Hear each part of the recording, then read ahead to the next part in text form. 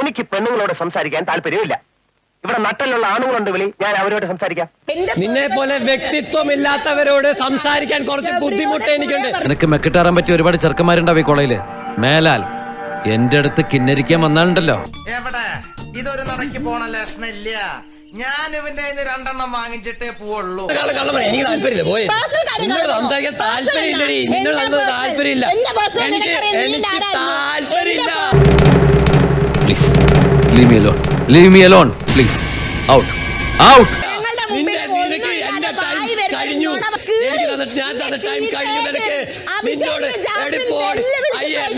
നിനക്ക് മെക്കെട്ട് കയറി രണ്ട് തല്ലും കൊണ്ട് തന്തക്കും തള്ളക്കും വിളിയും കേട്ട് വാളും വെച്ച് സ്വസ്ഥമായി കിടന്നുറങ്ങണം. പരട്ട കിളവി ചൊറിനായെ മുതുമുതുക്കി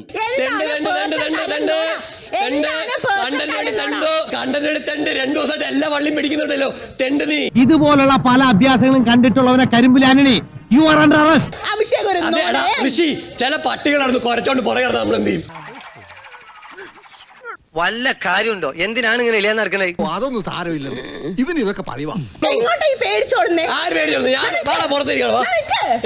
പിന്നെ നീ പറഞ്ഞോണ്ട് നിൽക്കാൻ.